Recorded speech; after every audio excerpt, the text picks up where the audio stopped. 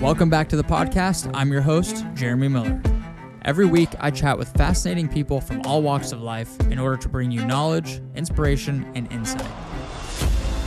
If you enjoy the show, you can support it by subscribing, leaving a review, and sharing it with a friend.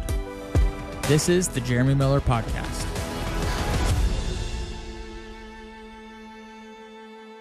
All right, Andrew Glaze, welcome to the podcast, man. Super excited to have you here. Thanks for having me. Yeah, man. So I started, so about 6 months ago or so, I saw all these videos kept popping up in my Instagram feed of this guy out running with like the shortest shorts on the trails with this like Insta360 camera. I had no clue who this guy was, just keeps popping up in my Instagram. And then a few months after that, a few of my friends started sending me this Andrew Glaze guy on Instagram. And they're like, dude, this guy has run like 3+ years of 100-mile weeks, and you got to follow him. Like, he's super, super impressive. And so I started following you.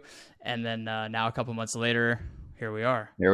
All that being said, like, dude, you're super inspiring. You're such a positive, like, genuine guy. And so I really admire that and respect that. And I'm just excited to be having a conversation with you. Well, it sounded like me. It's definitely short shorts and running a lot. You definitely you're watching me.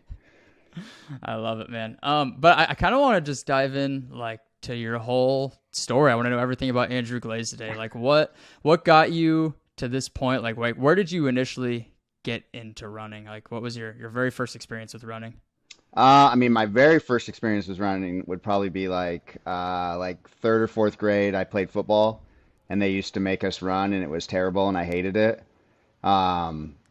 It was like running was a punishment. So like when we got in trouble, then the coach would make us, we had these trees that were like way in the background, and they were so far away. They were like black, and we called them the black trees, and he'd make us sprint to the black trees and back. And that was probably my first real introduction to running. So I was not a fan. I always sort of looked at running as like a punishment or like a bad thing. In football, they used to make us run like the white lines, on the football field. So you'd run up like whatever it is, 5-10 yards, take a left, run down the line, run up 10 yards. And we do that, which was probably like a half mile total. And it seemed like forever. I hated it. It was terrible. And once I got out of football in high school, like I never ran again, really. In high school, I actually got into a lot of trouble. My parents and their infinite wisdom like sent me away to like bad kid boarding school when I was 16, and went to bad kid boarding school for a couple years, graduated, went to college, didn't run. In fact, I smoked cigarettes and was super unhealthy. I remember I took a class, and my resting heart rate in college was, I think it was like 89. Did no exercise. All I did was smoke cigarettes and just terribleness. Graduated college, continued to not do anything productive exercise-wise. And then when I was 24, I started having like severe panic attacks, anxiety attacks, just a lot of emotional distress. And like somebody who's smarter than me was like, hey, maybe you should try exercise as a way to deal with that anxiety, like, emotional distress.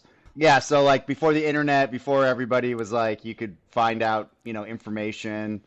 I was in my early 20s, like I didn't know what anxiety was. I didn't know like, anything about it. I just know I felt like I was dying. And so basically one of my friends was like, hey, you're not doing anything. You should probably like, quit smoking and try exercise. And so, I was willing to try anything to start feeling good again. I wasn't super happy with the way my life was like turning out, like kind of just being like a fat loser that smoked cigarettes. I was like a computer guy, so, just spent a lot of time in front of a computer and, just not being active or anything. And so I got a personal trainer, started lifting weights, started doing the elliptical trainer, doing all that, and then took a college class to try to learn more about exercise and like the science behind it, because again, this is before like, podcasts and internet and like where you could go like learn about this stuff. I had to like take a college class to learn about the body and how it works and, what you're supposed to eat and what you're supposed to do. And I had this like really inspiring professor, and she like was a big runner herself, and I think she was probably in her 50s or 60s, and like, you know, just super inspired me. In fact, I still like occasionally like send her an email or, whatever, like, hey, I'm still running, here it is like 20 something years later. Um, and yeah, started running in this class. Like, part of it was you had to run a mile and a half like the first week, and then a mile and a half the last week of class as like hey, we're going to improve. So the first week I ran the mile and a half. It was terrible, just like I remembered. I was like, man, this is because I was doing the elliptical trainer and I felt like really like strong, like, oh, I can kill this thing. I was like getting my body back, getting working out, feeling strong, and then running just humbled me. Like I ran that mile and a half, and it was just like first three laps, I'm like, yeah, this is great. Last three laps, I was like dying, and then I was so sore. I can still remember like I couldn't sit on the toilet. Like I went to get on the toilet and my legs like gave out, and then I couldn't get off. And this is running a mile and a half. So, um, yeah, I just kept doing it and got stronger and improved my mile and a half time. And then once the class was over, I just never stopped. So that's like 20 something years ago and still running. Wow, dude, that's incredible, man. That's so it's hilarious to hear you say that a mile and a half your legs were cramping up or giving out, like, Yeah, and now knowing what you've done since then, right. like I think it just shows you how resilient the human body is and how adaptable it is as long as you stay consistent and give it the correct amount of training and the right stimulus, and I think just consistency, obviously, over time.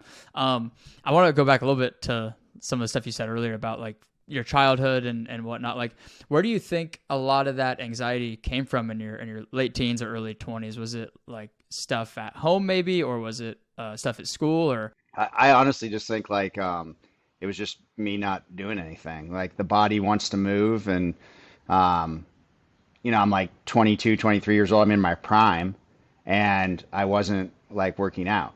Yeah, so I think the source of anxiety because I was in my early 20s and like right in your athletic prime. And here I was like overweight, smoking cigarettes, doing drugs, like not being like productive, and knowing who I am now and what I'm all about, and like the fire I have inside of me that like is always burning. Like I think the anxiety was literally that fire. Like, what are you doing? Like, we need to like get this fire out, and I needed to move. I mean, I really think that it was just like I wasn't having necessarily like issues at home or anything like that. It was just that I was not active at all, and I had not been active for quite some time, like maybe like 6 years of like doing no exercise at all. And because like once I started exercising, like that went away and it never really, came back except for like, I mean, obviously like occasionally you have like a life event, like a death or something like that where, you might feel a little sadness or, that sort of thing that's affiliated with like an intense life event, but nothing like I was experiencing when I was in my like early 20s. So. wow? So you think it was just the movement, the lack of movement is what was causing all that? I mean, for me, I think that's what it was. Yeah, I mean, Yeah. yeah, just being you know, just a fat smoker who like wasn't doing any exercise. Probably not the best thing for like a 23-year-old. Was it like what got you into that stuff initially? Was it just the people you were hanging around with, or what was it? What the like smoking and all that, or the exercise? Yeah, like what led you to become overweight and get into smoking and Uh, just not be the person you are now? I in college, it's just like I didn't hang around anybody that like did exercise really. Like I was a like computer dork, and so I hung around a bunch of computer dorks. Love you guys, but we weren't like super athletic, um, and it just wasn't a priority. Like I said, this is before like there was like an intense internet community, before podcasts, before all that stuff. So it's like if you weren't on the like soccer team or the baseball team in college, or when I went to college, hockey team, which I wasn't on any of those, then like, my friends didn't exercise. Like, I wasn't exposed to it, and so it just wasn't a priority. And I started smoking cigarettes, and like, that doesn't necessarily correlate with physical fitness either. So the people I hung out with smoked, and you know, yeah, I guess the people I surrounded myself with were just exercise wasn't a priority, and then that progressed into my 20s, and um, it just no exposure and no desire. When you're out of shape and you don't feel like good about yourself physically, you don't necessarily have the desire to go out and try to like start something new and put yourself in uncomfortable situations, um, especially when you don't know what you're doing. Yeah, I feel like there's just so much to be said about exercise, and especially now, I feel like, I mean, it's easy for me and you probably, or other people that are in the fitness space. It seems like there's kind of a movement of more people getting out and being active. But I mean, I think statistics would say otherwise. Like there's like record amounts of people that have depression and anxiety. And I think a lot of it comes down to just lack of exercise for the most part. Diet probably has a lot to do with it as well, but those are so closely correlated. Sure.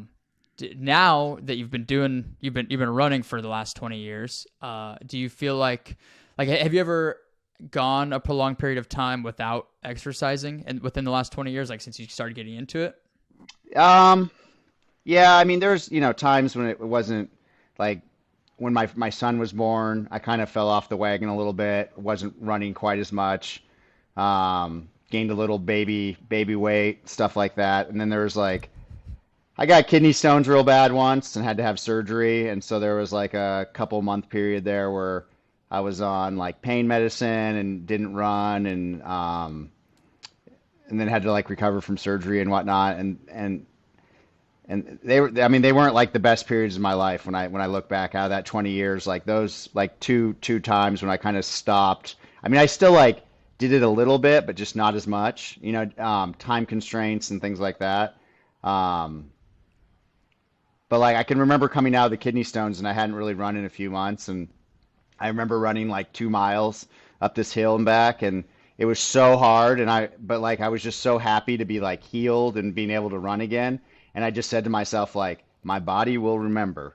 Just keep this up, and like soon this 2 miles will feel like nothing. And within like, 2 weeks, I was running like 7 to 10 miles again and feeling good. But um, yeah, the kidney stone thing was probably the lowest point. And then like, when my son was born, just my priority was my son and not running or doing anything else, which, a lot of people will hit me up on social media like, I have a new baby and I'm having problems getting miles. And I just kind of say to them, like, yeah, that's just like normal. It's just going to happen. Like, just make time for your family. And then, like, when your son or daughter is a little bit older, you'll be able to find the time again. But, like, right now, like, enjoy the baby and enjoy, like, that whole thing. So, yeah, I mean, Yeah. yeah, Yeah. but Yeah. definitely I wasn't like in hindsight when I look back, like, if I'm not like moving and exercising a lot, it does affect my mental health. The kidney stone thing was terrible because I was in pain. I was on pain medicine, which is like obviously really hard on the body and, not a good feeling. And then not being able to really exercise because of the pain and everything was pretty terrible. So. Yeah, and the reason I originally asked that was just like with those couple of periods where you weren't running as much as you are now, or you weren't able to run at all. Like, did you kind of feel yourself going back into kind of that mindset you had in your 20s, where you were just missing that movement and that exercise mentally? Yeah, but there wasn't like a period where I was like I didn't want to exercise. Like in my 20s, like I didn't, or like my early 20s and Right. teens, I didn't want to exercise.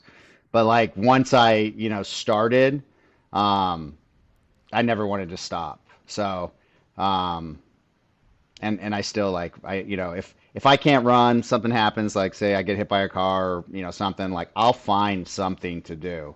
Like it will not be like I just stop exercising because I can't run. Like I've done a lot of like physical things in my life, like It's funny to look at now, but like when I was in my mid 20s or like I guess late 20s, I got really into like lifting weights.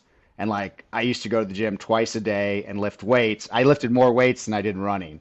And that's a really delicate balance because when you're trying to build a lot of muscle, you can't really run like high mileage. And so like I had found that like I could run 7 miles a day and still put on muscle, but I couldn't run more than 7 miles. So like for a couple of years, like I was only running 7 miles a day because I was like trying to like get big. And I have like, pictures of myself like totally jacked. Like my goal was like, I'm gonna bench 3 plates. And I benched three, I did 3 plates and then I was like, okay, never doing that again. That was super heavy. But, I worked at that goal for like, a long time to be able to do it. Um, and even like when I first got hired at the fire department, like I used to be able to like bench, 225 was like my warm up. Now, like, I probably couldn't put up 225 once. It's just different goals, different, what I was doing physically. But I've always been doing something like, physical ever since I started back in my early 20s. Were your parents super motivated and driven like you are? And it sounds like, I mean, even back when you were getting into strength training, obviously like that takes a lot of commitment and a lot of work and a lot of Right. motivation to show up every day. Were your parents like that, or where do you think that mindset kind of came from? So, I mean, he's a very intense individual. Um, but he was more driven when it came to like work because he owned his own business and he had like 120 employees. So, it was a pretty big business and he was like a complete like workaholic, just I mean, he probably worked 100 hours a week, though my whole life.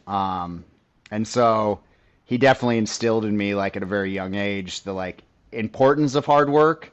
Um, Not necessarily exercise, hard work, but just like the fact that you have to work hard every day and that like that's the only way you get rewarded.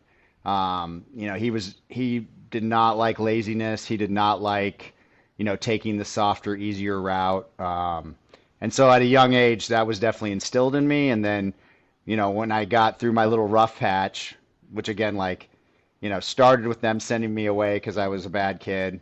And then like, kind of progressed into college and stuff, even though I did well in college and it wasn't such a bad thing. Like, um, you know, that instillment of like hard work and like getting rewarded with hard work was definitely from my dad. My mom, she's real positive and everything. She's not like necessarily intense like my dad, but she's like definitely somebody that can't sit still. Like she's always on the go. Mm. Even now she's like 75 and she has a hard time sitting still. She's the type of person you call up and you're like, "Hey, what you doing today?" And she's 75 and she has like 15 things she's doing today. And just super active and which is great because that's what you want to see in your elderly parents is like that they're just nonstop moving and doing stuff because then they'll stay younger. So, and then my That's grand, amazing. yeah, my Do you mom's. do you stay in contact? Go ahead. Go no, go ahead. Do I stay in contact No, with I was just gonna ask if you still stayed in contact with. Yeah. my mom? Well, yeah, she lives a mile from me, and so I talk to her like every day, and I'm over at her. Her husband died like about 6 years ago, and so I'm like, I go over there all the time and do like all the things she can't do. Like yesterday, I went up there and like I had to open some jars for her, and I had to like pick up some boxes for her, and I had to set up her sprinkler system, and all the little. She makes like a honeydew list for me, and I go over there and do it all. So yeah, my mom and I are still very close. That's amazing. And how about your dad? My dad passed away last year, so that's a Oh man. that's yeah, it's a hard situation I've been dealing with for like the last year, because he was like my best friend and obviously like my mentor and navigating life without your best friend is hard because so many things in my life I want to talk to him about and now it's like I can't and so. It's hard. It's definitely a challenge. I don't have like that sounding board that I'd like to have when I have issues or business opportunities or whatever, it's like he was the person I would call, and now it's like I don't have that. So, but I try to still every day like try to make him proud, and I still work really hard to in his memory because he wouldn't want me to like give up or sit in a party. I mean, I still feel sad and depressed, and actually his 1 year anniversary was Monday, and I was emotional wreck, but I still got out there and ran 20 miles and still like pushed myself because I knew if I didn't, then that would be not so good. So when you live life like as consistency is your number one rule, like even in the really hard points in life, like it pushes you through. So even though like yeah, I just wanted to sit on the couch and cry, like I went out and ran and I cried the whole run, like just tears, just like but I still ran, and I guarantee you, like it made me feel a lot better in the end, because I got that physical activity and that's what my body needed. So. Man, well, I'm sorry to hear about that. That's I know that's never an easy thing, especially when you're that close with somebody and they have that big of a role in your life. But I mean, it sounds like you really got like the best features of both of them. Like you got the work ethic, you got the drive from your dad, and you've got that constant movement from your mom. And now they created Andrew Glaze. Right. He's an yeah, he's the amazing human that you are now. So that's awesome, dude. So let's go back to like early days of running again. What were some of your early races like? Did you start with like a 5K, half marathon? Where did all that start? Yeah, I did a couple 5Ks and 10Ks like locally. I was living in Portland, Oregon at the time, and it's a big run city. So, I don't have like intense memories of it all, but I know that I did like a bunch of like 5Ks, 10Ks. I did that race, Hood to Coast. Have you ever heard of that? It's like the Yeah. original Ragnar race where you run from like Mount Hood all the way to the Oregon coast, aka the beach, but it's not really the beach because in Oregon it's a coast. Um, I did that, and that was kind of cool. That was like one of my first like experiences into like endurance running because you had to run like three different legs. And I think it was like 7, 5, and 4 or something. But like that was a lot of miles for me at the time. I started training for the Portland Marathon, and I had gotten myself up to like 18 miles, and then got injured, because I didn't know what I was doing. I just was going out running. Um, and then um, I mean, that's kind of like where it was like at as far as running goes. Like I just did like the occasional race, but it was mostly just like just running like every day and just having fun with it.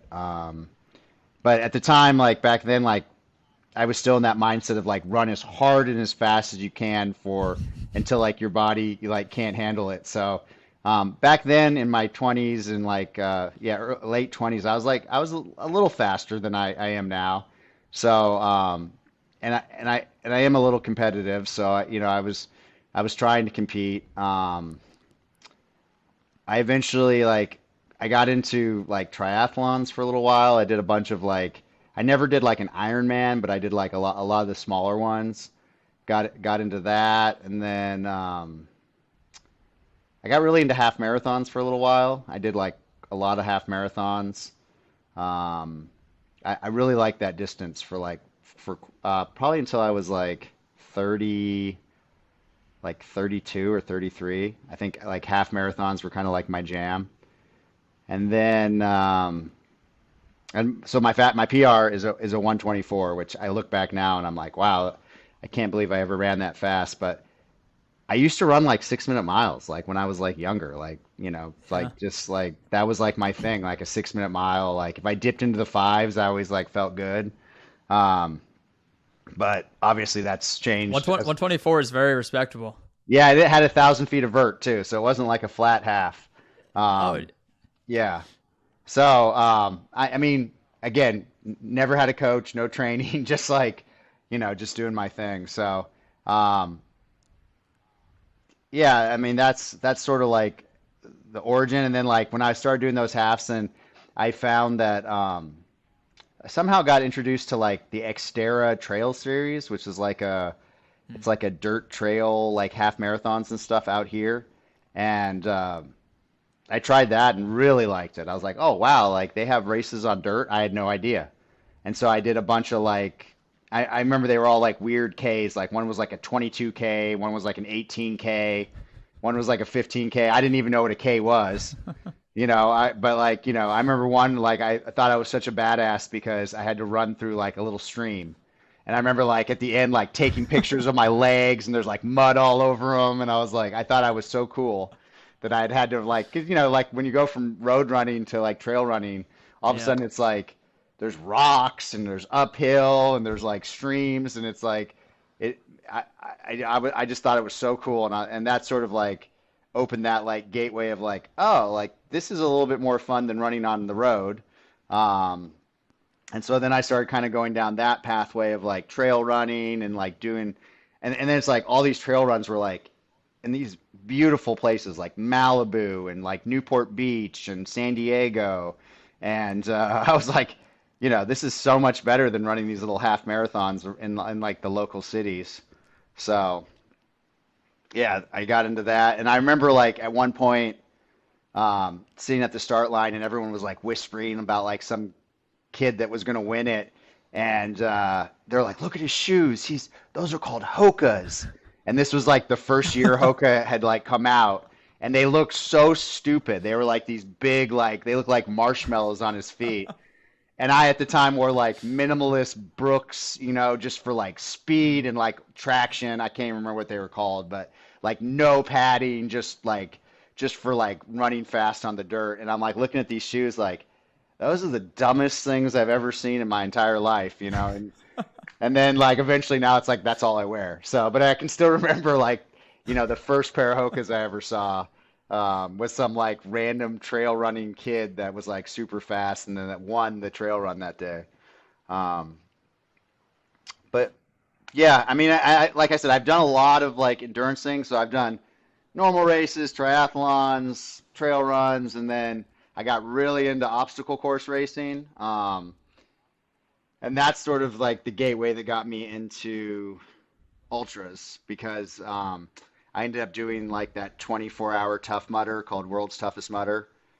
Um, and Oh yeah. yeah, and the World's Toughest. So I like signed up for that, and I was like, well, shit, I'm gonna have to run like really far because I'm gonna be running for 24 hours straight. How do I train for that? So then I started going down the ultra, like, well, I better run a 50K, to like get ready for this World's Toughest Mudder. And so I ended up running a 50K to like train for the World's Toughest Mudder, and you know, the rest is history. I basically was like, once I like opened that, I was like, obstacle course racing, cool, but I'm gonna go down this whole ultra path, and then that's pretty much where I've been since. So yeah. Man, how long was that? How long was that 24 hour? The Spartan one or the Tough Mudder? Uh, well, so it was like a loop, and I can't. I want to say it was like a 5 mile loop with like 20 obstacles per loop, um, something like that for 24 hours. But it was like the first year I did it twice. And the first year I did it, they had this crazy windstorm. It was in Vegas, and it was like the nastiest thing you've like 80-mile-an-hour winds. I remember at one point I had to Jeez. walk backwards, and I was wearing ski goggles because the wind was so bad that like it was just like shredding everybody. Um, they actually it was so gnarly they made like a documentary about how gnarly it was. So I don't even know if I got an ultra's worth of miles that day just because it like the wind knocked over a bunch of obstacles. I mean, it was just like this like disaster.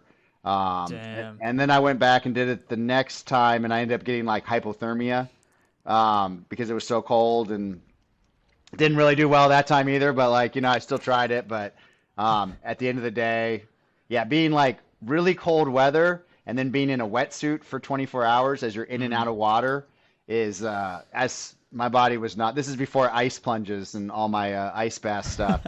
Had I known what I know now, I would have been ice plunging like before World's Toughest Mudder and getting my body ready to be cold, and I would have like known how to like deal with the cold. But at we're talking 10 years ago or something.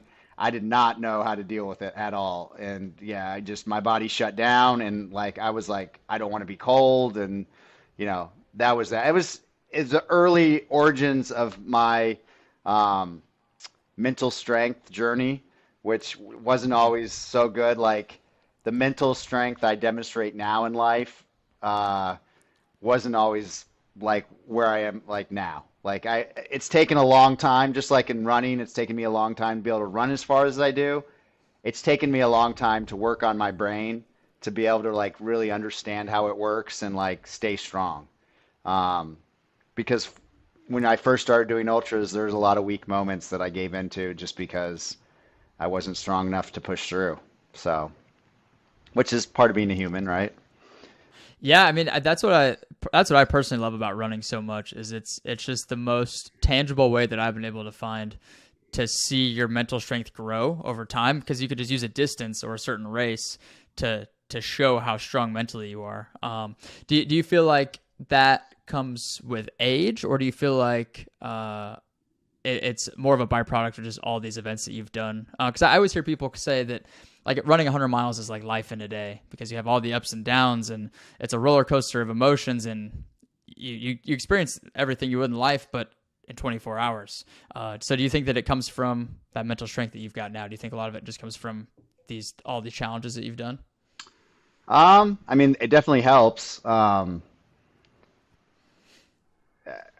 I had a lot of really good races, and then I had like a period in my life where like I wasn't mentally strong and I DNF'd a bunch, and now I'm back on an upswing. I think like a lot of like the ice baths and stuff that I do on a daily basis now to like try to like force myself to do things I don't want to do. Like I think that helps. Like doing challenging things where you really don't want to do it, but you force yourself to do it. Like it helps build that mental strength. And I don't think I knew that puzzle piece when I first started doing ultras.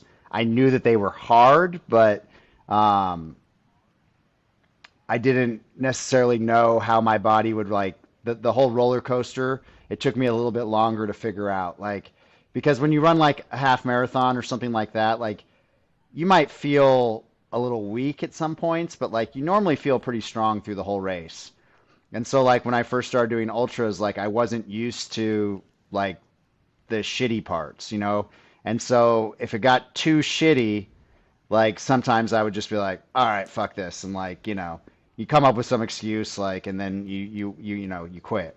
Um, and then through like doing lots of ultras, I discovered that the shitty parts only last so long, and that like eventually you start feeling good again. But then you're gonna feel shitty again, and like kind of like you said, 100 miles in a day, or your life in a day. But then I've also discovered that sometimes in an ultra, like you don't ever feel good again, and like maybe you feel shitty for like 60 miles. So then what do you do in that situation? Like, how do you push through? And like, are you just chasing the hopefully it's going to feel good again, or are you just kind of embracing the misery and like embracing that it's super hard and that's like why you signed up? Um, for me, it's like a lot of self-discovery, and like when I'm really suffering out there and I really don't feel good, I I just sort of have conversations with myself like, what am I learning right now? What is my body trying to teach me? And even if I don't feel good, like it's kind of like that reminder of like, well, like you signed up for this, like you wanted to do this, you're not at work, you know, this is like this is this is what you wanted.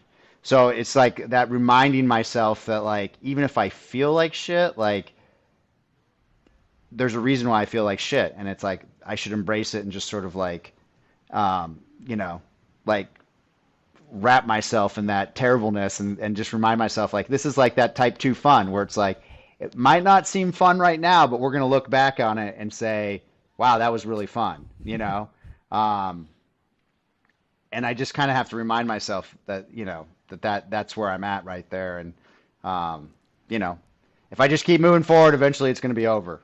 So, even if I'm just in the like worst pain cave, worst hurt box that I could possibly be in, my goal is always just to keep moving forward. And the experience has taught me that if I do that, eventually you get to that finish line. You might not have the best time, you might not be super satisfied with your result, but I think at the end of the day, like finishing, regardless of your time, is the most satisfying part. So, I have really, really good races and I have really, really terrible races, but 95% of people don't ever ask me what my time was. All they care about is that I finished. Um, and I think unless you're like a professional or like you're like super, super competitive, most people don't care. Like um, all they want to see is that you finished because that shows that like, you followed through and you didn't quit. So um, I just remind myself of that. Like, hey, it's like we're just gonna finish this thing. I don't care if if the plane has no engines and we're just gonna cruise in and just crash at the finish line. Like that's what we're gonna do. So sometimes I gotta crash the plane into the finish line. I love that, man. I think that's such a powerful. Everything you just said is a very powerful realization of like, that there's gonna be a point in the race where it's just everything hurts. You don't want to keep going. It's so shitty, and you want to quit. How long do you think it took for you to like in those hard moments to actually tell yourself that and be like, okay, we knew this was coming. Like we know we can get through it because it sounds like early on. I feel like most people probably early on in their running careers, like when they get to that point, they're like, oh shit, they don't have an answer for those questions. Right. How long do you think it took you before you kind of realized that? I mean, it's several years. It wasn't. Yeah. I mean, and I think that's probably why a good point. Like a lot of people like get pacers and crew and all that stuff because a lot of times when you're in that like darkness, like if you have like a crew or like a pacer, they can kind of like help you through it. Like their brain is not like fried yet, and so they can, hey, like kind of pull you out of it and like kind of like, hey, everything's gonna be okay, and like give you that like reminder, like when I'm out on the race and I see somebody really like struggling or like want to quit, like I give them the like the Andy Glaze talk of like, hey man, like you signed up for this, right? Like this is something you worked hard for, you wanted to do this, and right now you feel like shit, but like if you quit, you're gonna feel worse. Just go walk. Go walk for 10 miles. Who cares? Like, unless they're in like a situation where they're like, chasing cutoffs or something like that. Most people, like have plenty of time to finish the race. And if they just go walk a couple miles, it might seem like a defeat to have to walk a couple miles or do whatever, but a lot of times you can find your legs again. Um, or then my other big advice is I'm always like, hey man, go take a 10-minute nap. Um, it's amazing what a 10-minute nap can do for you in a 100-mile race, especially if it's like 3 o'clock in the morning and you just feel like so defeated and you feel like you have no energy and like you just want to give up. Letting the brain rest for 10 minutes, like, is a game changer. It will make you feel so much better. So, um, I try to do that. I mean, I think for me, like at first, my first 100, I had a crew and a pacer and all that. And, but like I've progressed now, like where I try not to use them because I want it to be harder, and I want to like rely more on Oh my my own gosh. my own mental strength. Like um, because like man, those weak points when it's just you have to stay strong because there's nobody to like coach you out of it. It's I'm sure. I mean, I did that Cocodona 350 like a few weeks ago where I ran 100 miles, had a day off, and then ran 250 miles, and I did the whole thing, uncrewed, unpaced, and I was just out there a lot of miles, just completely by myself, in the middle of nowhere, just like moving forward. And man, I vlogged it, so I mean, I know a lot of people like watch my vlog and whatnot, but I had some like super low points, especially during the 250, where like I could not stay awake. I mean, there was one point where it took me several hours to go 10 miles. And I would go a mile and I would just like literally just fall asleep for like 10 minutes. And then I would go a mile and just fall asleep for like 10 minutes. I just could not stay awake. And, but I knew that I just had to just keep moving and eventually, then I felt better. But, Yeah, it was a real low point in the race. I didn't have anybody to like, pep talk me out of it. I just had to like use all the tools I had to like, make it happen. So, um, that helps build mental strength too, though, like because I'm relying on only myself. Dude, that's so incredible that you don't use a crew or a pacer. I mean, now getting to know you more, it makes a lot of sense. But that just makes everything you're doing all the more impressive. Do you think you called it Coco Canyons, right? Because it was Right. Yeah. Cocodona and then Black Canyon. No, no. It's just called Canyons by Is that? UTMB. But it's like the Oh, UTMB. okay. Yeah, it's called Canyons by UTMB. And it's in Auburn. It's basically we had to run Western States in reverse. So I had to run uphill instead of downhill in the Oh, Western okay. States course. Yeah, it had 17,000 feet of vert. It was gnarly, and it was like 97 degrees. So it was a real fun start to Cocodona, I'll tell you. Do you think that the Coco Canyons 350? Do you think or Coco Canyon 350, whatever the name of it was? Yeah. Do you think that 350-mile adventure is that the hardest thing you've done to date? Yeah, yeah, I would say mentally and physically the hardest thing I've ever done, um, without a doubt. Like it taught me a whole another level of like what I'm capable of, and how to get through really, really like difficult times. Um, yeah, there's nothing has ever even come close on any level. That was yeah, logistically, every aspect of it was very, very challenging. One question I really have been wanting to know. Well, first, before I ask this, I want to know what sparked the 100-mile week streak because you're on. Is it 167 miles or 167 weeks right now? Yeah, I mean, tonight, if everything goes to plan, I will hit 168 weeks in a row of running over 100 miles. So, I mean, I think what sparked it was it was right around when COVID started, and so there wasn't like all my races got canceled, and so I didn't have anywhere to put my energy, and so I like it just sort of started as like, well, this is kind of hard. Like, we'll do this, and this will be similar to like racing because you can't really do 100-mile weeks and then like run ultras because the ultras then get in the way of the 100-mile weeks. Um, and I did it for like a couple weeks, and then I got really crazy, and I was like, you know what? I'm gonna run 1,000 miles in a month. And so then I ran 1,000 miles in a month, which there's like 200 Oh my gosh. 200 plus mile weeks, and I was number one in the world in Strava, and I Holy was like, shit. you know what? I'm going to do that again. And so then I ran 1,000 miles the next month. And so then I was like 8 weeks into running 200-mile weeks.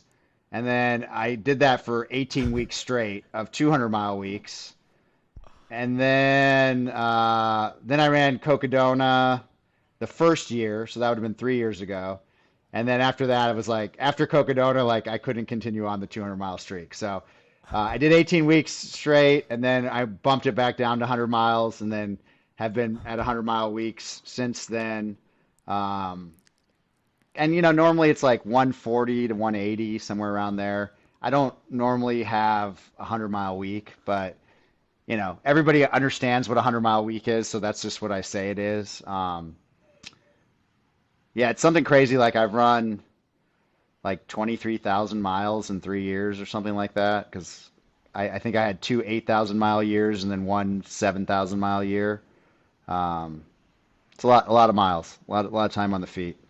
Dude, that is incredible. I didn't know any of that. All I knew about was the 167 weeks of 100 miles a week. My gosh, my mind is just blown right now. Like, like, what do you think allows you to do that, like physically? Because I know you run. Are you all on the trails? Or are you on the road? Because obviously, I think that makes a difference. But like, like, how is your body so resilient to be able to keep going through all those miles? I mean, I do both. The advantage of being like an ultra runner is I normally like run on the road to my trails, and then I'll run in my trails and then run home. So it's like it's a combination, but I mean I prefer the trails. I think trails are better on the body, and then use like more complex muscles and everything like that.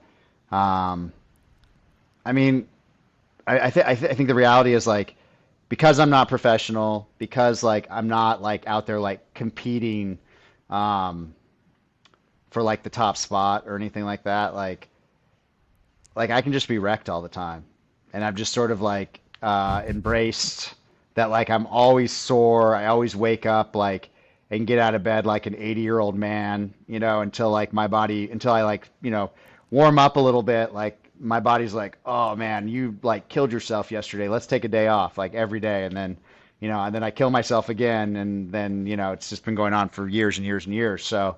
Um, Kind of like like Candace did it for 200 days, and she would talk about, I don't know if you're familiar with her streak, Hmm. an ultra every day, and she talked Yep. about how like it got easier, on some level. Like I mean, on some level it's so routine, and it's like I'm so consistent with it that like it's not necessarily hard. It just is like a normal thing that I do now. And so my body just sort of feels that way. But I think in general, I run slow. Especially, I mean, on trails and stuff. I also mixed with um, the high mileage. I get like high vert too. So like I normally average somewhere like around probably like 100 miles of vert per mile. So I'm running up and down hills a lot too. Um, I like to at least get like 10,000 feet of vert per week, which is a fair amount. So that slows you down too, but it also like builds a lot of strength and like it's helpful for ultras. But that's the $1 million question is everyone's like, how do you do it? And why aren't you injured? And why, I don't, I mean, I do get injured. I pull muscles. I have like, I get like sore in weird areas, and like sometimes it takes like a week, a month to like have that soreness go away. But like, I've just found that if I just keep running, eventually, it gets better. Like, but I've had all sort. I mean, in 3 years, I've had all sorts of weird things happen to me. Like, I've torn my hamstring a couple times. I've, hurt my ankle. I've, all the normal like running type things I've had happen. I fell and broke a couple ribs once. Like, I do fall a lot, so I get a lot of fall injuries. Um, and then like my job is like super physical as well, so I've hurt myself at work a couple times and had to kind of like keep going through it. Right now, I have a broken finger. I don't know if you can see. It's like all crooked Oh yeah. because I broke it at work. So but like my whole life, I try to tell people like there's no like easy way to quantify it, but my whole life is revolved around recovery on some level. I do sauna, I do, cold plunge. I take a shit ton of supplements that may or may not work. Who knows? I'm not a doctor. I drink a ridiculous amount of water every day. I don't really eat any sugar. I'm a vegan, so all the like, some people will tell you that's horrible for you, but it works for me. So like all these little micro things, when you add them all together, maybe that's why. Maybe I'm a genetic freak. Maybe I'm just lucky. I don't know the answer. Honestly, I wish I could tell you, but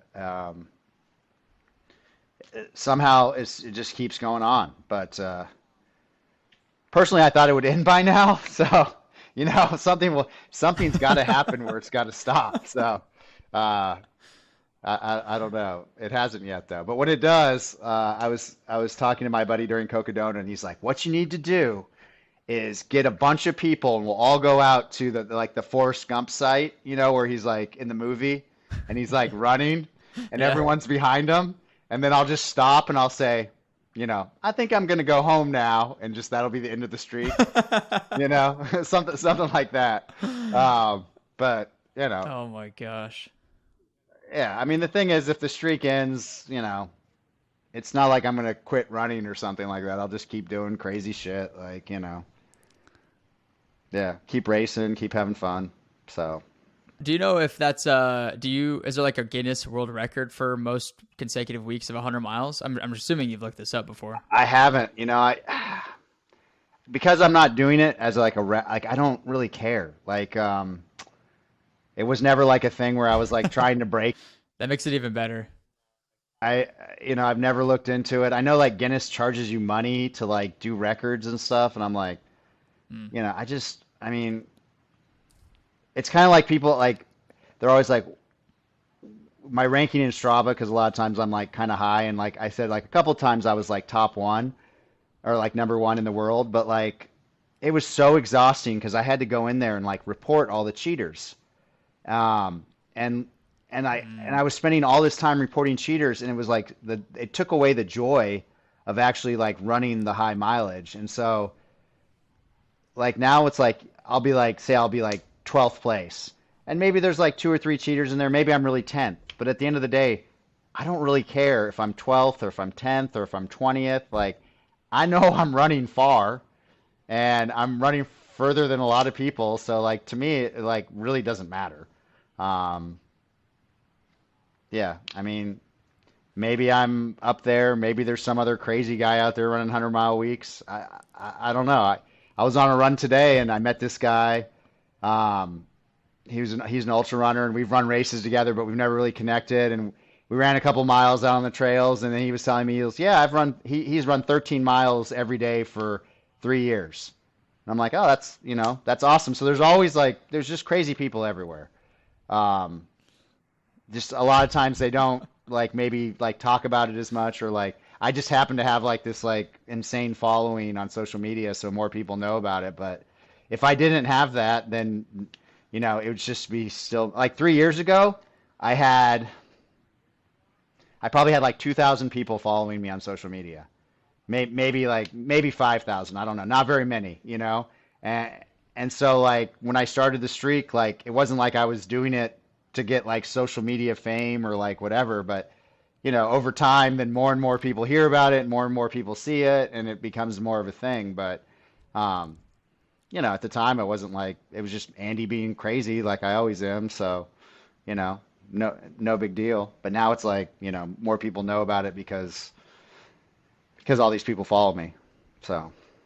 Yeah, that I did want to ask you about social media and your content. Like, do you, or I guess first off, what initially got you into creating content and just like posting it? Like, was it just for the fact like it was fun to document stuff, or like what got you into it initially? Well, I mean, I really liked Instagram because I really like taking pictures, and so like when it started, Instagram was like all pictures. And so like I would spend all this Yep. time going out, running, and then like taking the perfect picture for that one run. And I mean, I really like that. I never really grew social media wise because when you just take pictures, it's just kind of like your immediate friends or like other runners. But um, when Instagram switched to Reels, like then it was like a way all of a sudden to like reach a way bigger audience. And I don't really Hmm. even think I knew about it, like that was like what going to happen when I started making them. But I think like I was kind of like an early adopter to Reels. Um, there weren't like a lot of people making them at the time, and you know, I just started doing stupid little like running videos and stuff. And when Reels first started, it was just all mimic shit. So it's like there'd be a Hmm. song, and then everybody would give their flavor. It'd be like the housewife, the weightlifter, and I would just Right. like do the running one. And it was just crazy like how fast like I started growing because of that. But yeah, I mean, and it was like it was fun. Like I was literally just having fun with it because I run so much and I think about running so much that it was like easy to like make a little quick running video. But then I downloaded TikTok, and I started like taking my race videos, like making race videos and putting them on TikTok, and it was more like who Andy is and not like making dumb videos, like of me, mimicking words or something like that. And like that went super viral. And so then like I was like, oh, well, so on TikTok I'll make my race videos and I'll do like, all running type stuff. And then Instagram was still like the dumb, mimic stuff.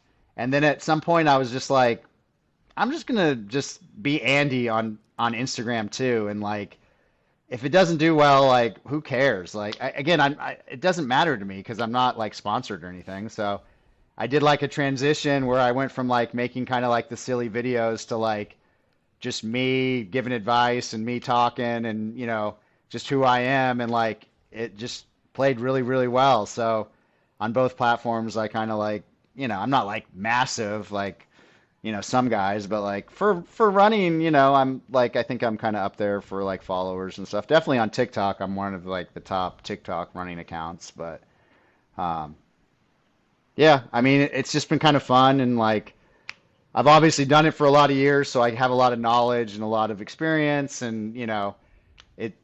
I know there's a lot of people out there that don't have that, and there's like a learning curve. And if I can kind of help people, navigate some of the treacherous waters, then I hope that's good. But it's also like really nice to inspire people and get people working out and active and all that sort of stuff as well. That's made it a That's lot. amazing, dude. Yeah. It's just like silly things like my dinner miles and stuff like that. I got people Yeah. tagging me in dinner miles like all over the entire I think I have all the continents like all over the entire world. People have tagged me in that. And that's cool to see that people are literally running all over the world thinking about feeding their legs, and just some silly thing that I say when I run at night. It's definitely humbling. That's cool, man. Well, I think when you are authentic and genuine like you are, and you just document your journey and you try to provide as much value as possible, people are attracted to that kind of thing.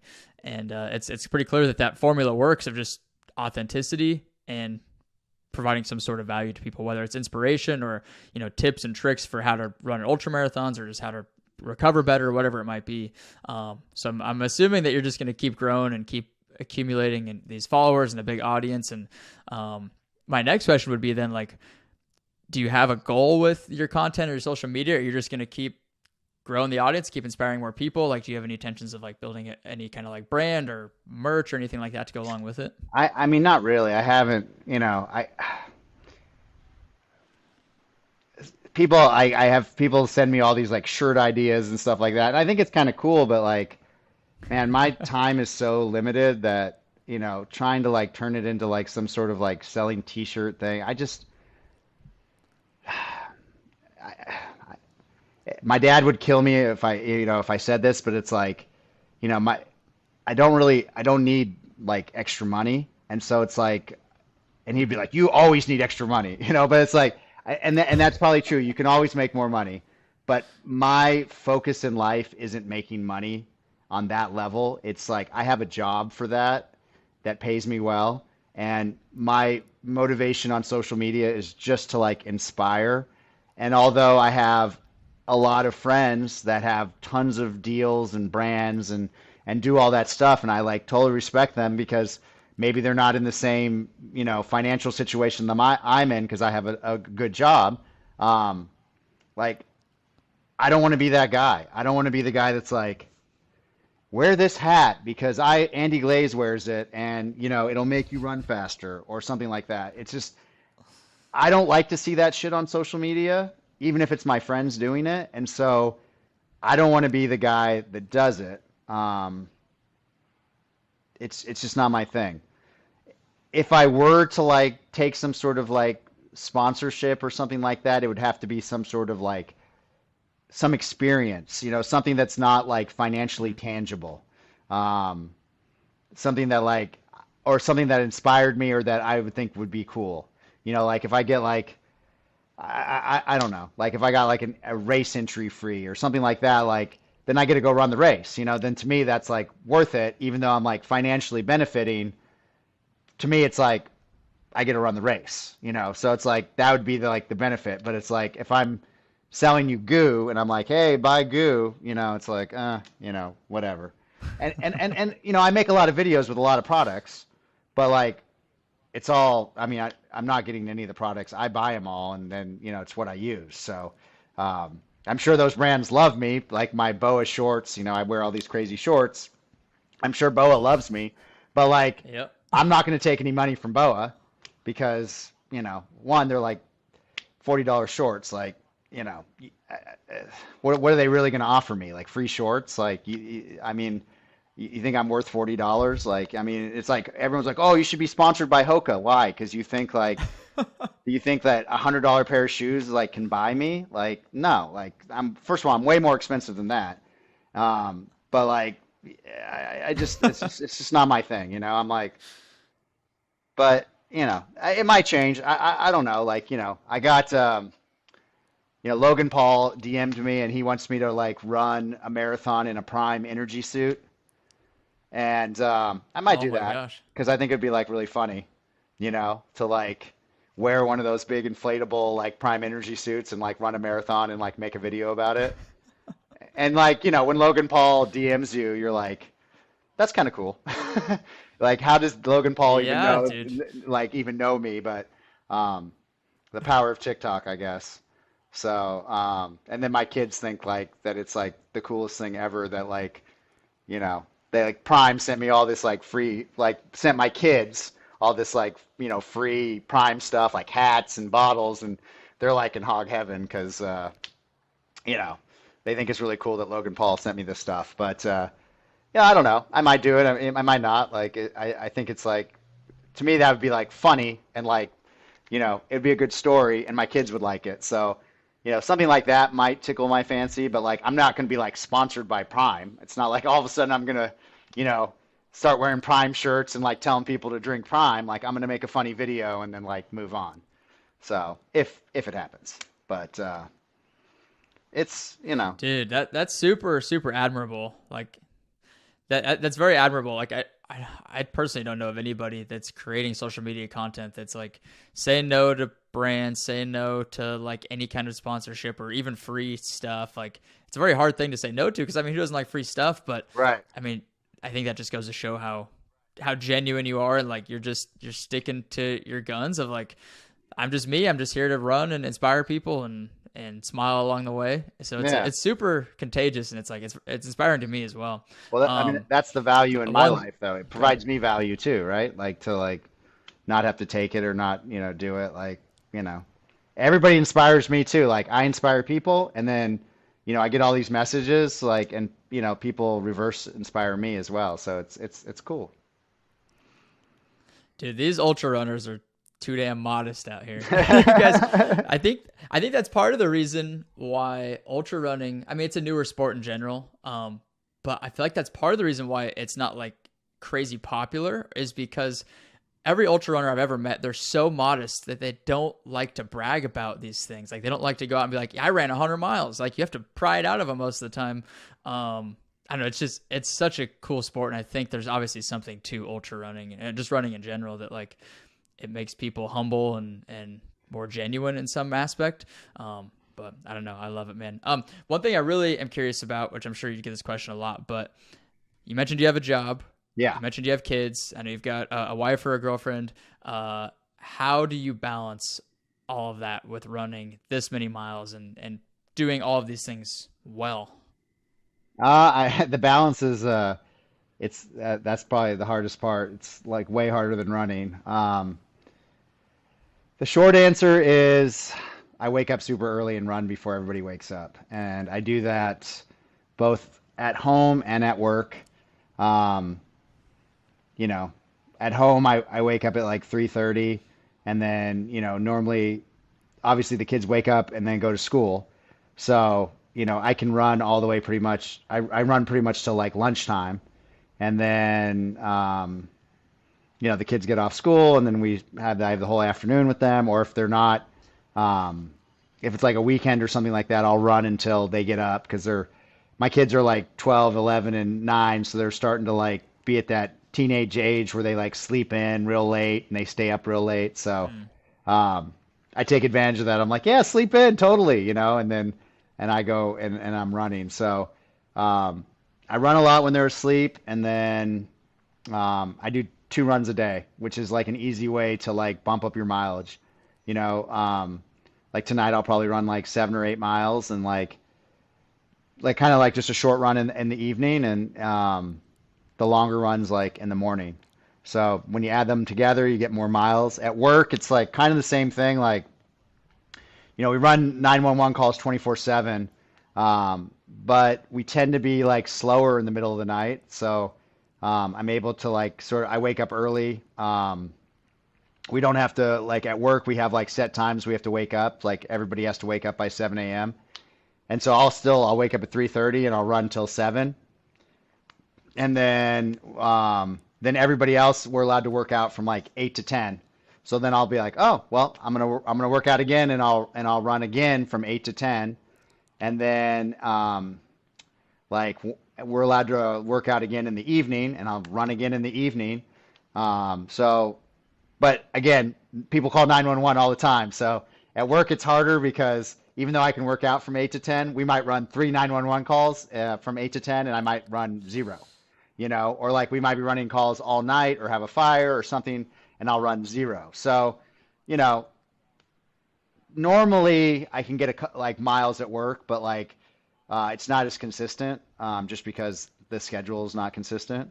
But I can always make it up at home. And just to specify, you're a firefighter, correct? Yeah, I mean I'm a fire captain, so it's like I'm in charge of like a whole station, which also makes it a little bit easier because I'm the boss. So I get to like make the schedule and do all that stuff. And obviously at my crew I make exercise a priority. Now not all of them are runners, but like they're lifting weights, they're doing something physical if I'm doing something physical. So if the guys know, like if you're going to be on my shift, like exercise is a priority because I want fit firefighters on my crew because it's a physical job.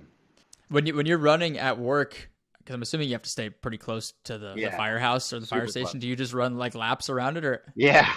I'm in like a downtown area, so it's just like a grid, and I have a radio, and I just literally I call them fire station loops, and I literally just run around the fire station like so many times. Like I've probably run around that fire station like 100,000 times, And if we get a call, like it comes through the radio, and I just sprint back to the station, and I can normally get there in like not very like under a minute, and just jump right in the engine and we take off. Because like it's a 2-story station, so all our living quarters are upstairs. So by the time the call goes out, they all have to walk downstairs to the rig, and I'm running, and I just run back, and we pretty much get there at the same time.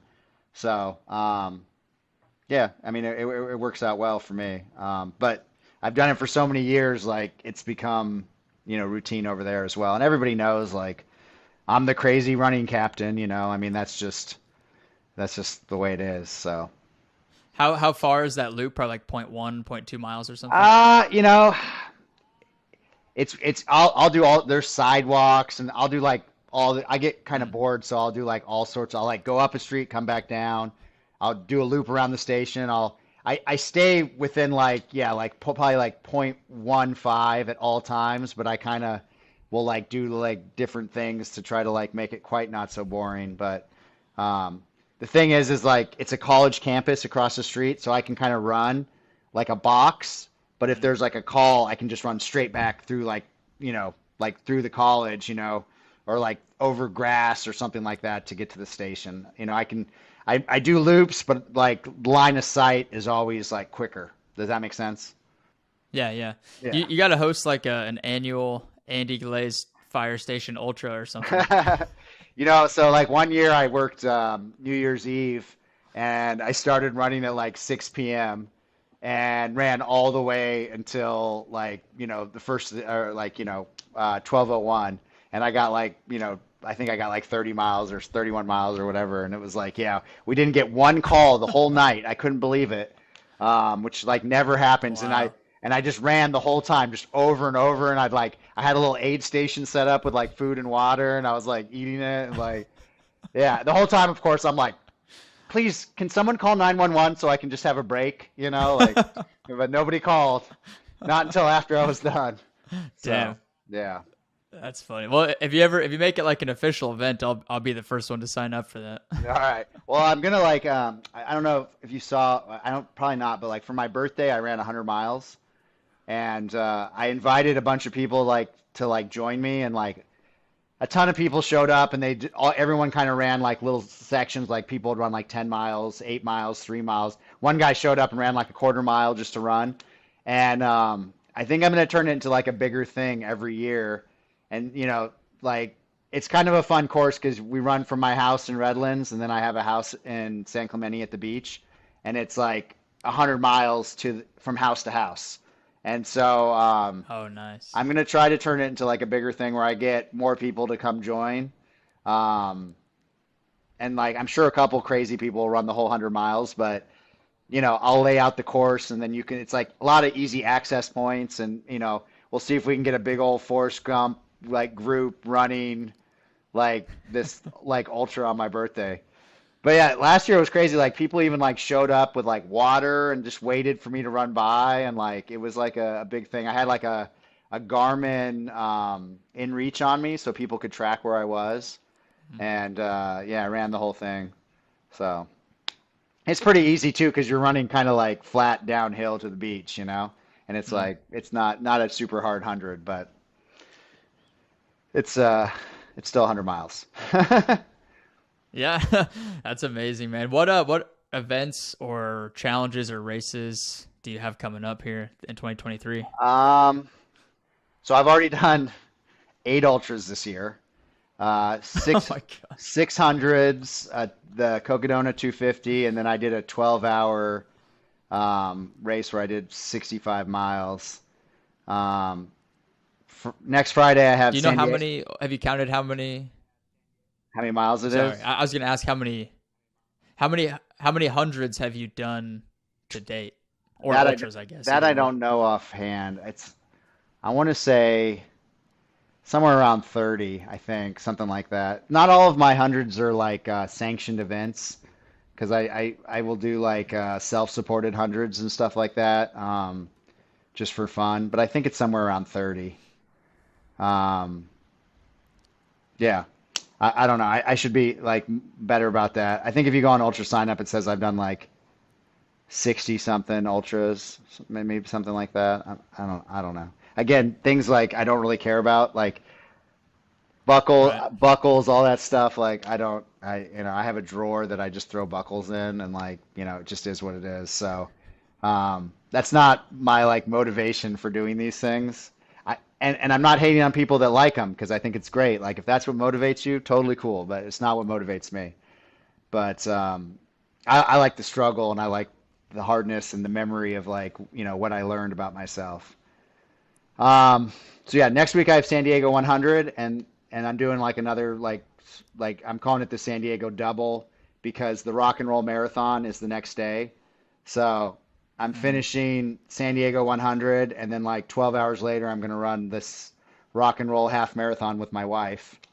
Um, and then I'm going to Wyoming to do Bighorn That's amazing. 100. Yeah, I've Oh, no never. way. I'm doing the 50 at Bighorn. Oh yeah, I've never been to Wyoming, so I'm excited. So yeah, we'll have to meet up there and like grab That's some my food. that's my home state. Is it?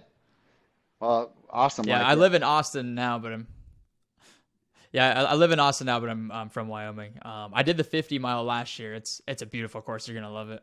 was it super muddy last year? Yeah, not as bad as some years, but definitely very muddy. I think this year's gonna be very muddy, so be prepared for that. You're gonna Yeah. see the whole course twice, so you're lucky. Yeah, I don't, how do you prepare for it? You just slog through it, I think, right? I mean, I don't think Yep, there's a trick to getting prepared for mud. Um, you just go slower. not that So, I know of. yeah. Yeah. So anyways, I'm excited for that. That'll be fun. And then Moab 240 this year. That'll be my first time doing Moab. And I'm actually going to have a crew and pacer for that. So we'll see how that goes. I have a friend that's very insistent that he was going to pace me and crew me, and I gave in. So I think it'll be interesting because I struggle at the 200-mile distance, and I think it'll be interesting to have a crew and a pacer to like push me, um, and see if I can do a little bit better than I have at Cocodona. And then I think I have Javelina, and then I do like a fat ass 100 in San Diego. So I got a couple more, and then I'll probably throw something else in there if I can manage it. You know, opportunities come up, and then I just like, I'm always ready to run 100 miles. So I don't. It's not like I have to like train or anything for them. I just have to, Right. get my gear ready. So it'll be, it's That's going to be awesome, a man. You got busy year. a stacked year. Yeah, yeah, it's a lot. Sorry. It's definitely a lot, but it's fun. Are there any are there any races that you have not done, or any type of adventures that you haven't done that are kind of on your radar that you want to do eventually? I mean, I'd love to do Hard Rock. Oh yeah, I forgot I'm doing UTMB again this year too. I forgot that got added to my schedule. Oh, nice. Um, yeah, which is the best race ever. That's a whole other story though. You know, I like to do international races. I like to go out of the country and like race in different countries, and so I don't know like all the races internationally, but there's a lot out there that I'd like to do. I just need to. It's just hard with a job and a family and all that stuff to balance going international and doing a race. So I try to do one a year. Um, UTMB will be my one a year this year, where it's in France. So, but if, eventually I'd like to do more international races. I just don't. It doesn't really matter which race it is. Like, I just want to like experience the world on foot, like in different spots. So, but in America, really, the only one that really I've never run Western, but like it's not. I don't know. It doesn't really excite me. It's more Hard Rock that I would really like to do.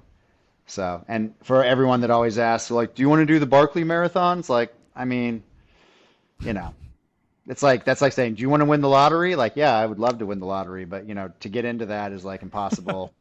Um, so, you know, I'm not, that's just a thing. So, but yeah, Hard Rock would be pretty awesome. I'm thinking I might go do like they call it soft rock, where you go out and do Hard Rock, but Mm. like it's not official, and you like do like 30 miles a day, and then just like Airbnb in between. Um, Oh, wow. I might try to do something like that, just because it's again, I'll probably never get into that race either. What is the process like to get into Hard Rock? I don't So know you, much about that. so you got to run a Hard Rock qualifier. So Bighorn is a Hard Rock qualifier. There's only a few races that are Hard Rock qualifiers, and they're all like super hard mountain races. Um, and and then it's a lottery, but it's like, they only let like I don't even know what the number is, like 100 people in a year, and like half of them are veterans, and then half of them are new. And so, if you're a veteran, that means you've run it before. So, so really, if they're only letting 100 people in, and the number might be a little bit more than that or a little less, I can't really remember, but like you're basically only the new people are like half. So maybe they're letting 50 people in a year, and probably thousands are applying. So your odds are like pretty bad. Damn, I had no idea it was that hard to get into Hard Rock. Well, I'm sure, hopefully with Bighorn, you can get in with that. My last question is for somebody who wants to get to the level of Andy Glaze, run consecutive 100-mile weeks, be able to on a whim go and run a 100-mile race.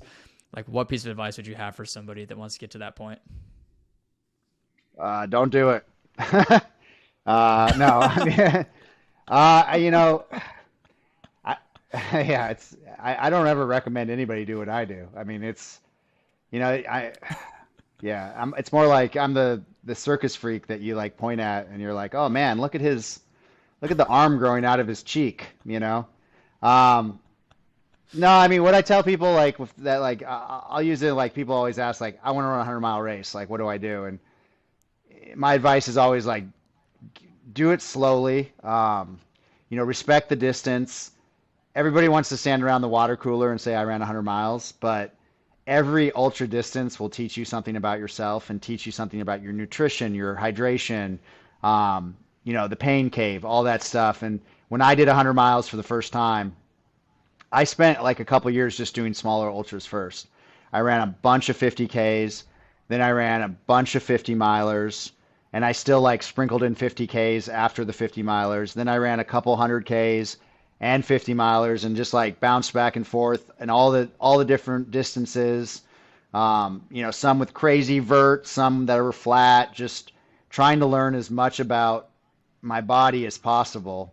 And then I progressed to the 100 miles. Yeah, you can go straight to the 100 miles, but you're going to risk an overuse injury, and you're going to just risk doing it one time and then never doing it again. And if that's your goal, just to do it once, and people run a marathon, and that's all they want to do is just run one marathon, and and then that's it. But if they want to like really make it a fun thing where they can do it their whole lives or whatever, I would do it really slowly. There's no rush. I mean, the races will always be there, and honestly, your body just gets stronger as you get older. So, I'm 45, and I'm still out here charging. So, and there's people out there way older than me doing it, so that are killing it in their 50s and everything like that. So there's no real rush. Take it slow.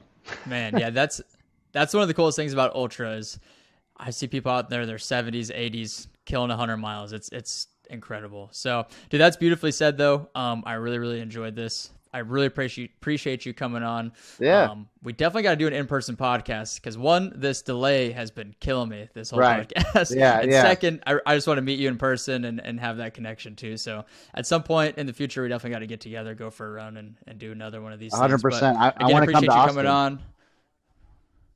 Do it. Well, we don't have any mountains here, but we've got some good trails and stuff we could show you. Yeah. Well, I just want to come to Austin because it's like seems like a cool city. So, It's great here. There's so much going on. I mean, the music and the comedy and the restaurants and people here are amazing. So if you're ever out here, definitely let me know. Oh, I will. I will for sure. Beautiful. Is there where's the best place to find you? Just your Instagram, or where do you want people to find you and connect with you? Yeah, I mean, I'm AM Glaze at on Instagram, Am Glaze, and then TikTok I'm Glaze Runs. So either place I'm there. So Strava I think just Andrew Glaze. I think yeah, but I'm verified on Strava now, so it's like real official. I got a little orange check dude, mark. Congrats. Yeah. I'm like an influencer on Strava. Not check marked on Instagram or TikTok, but on Strava, that's the only thing that matters to me. That's amazing. Well, you definitely deserve it, man. So that's awesome, man. But again, thanks for coming on. Yeah. We'll see you later. All right. Sounds good. Thank you so much for tuning into the show. If you enjoyed this episode, please make sure to subscribe to the channel, leave a review, and share it with a friend. We'll see you in the next one.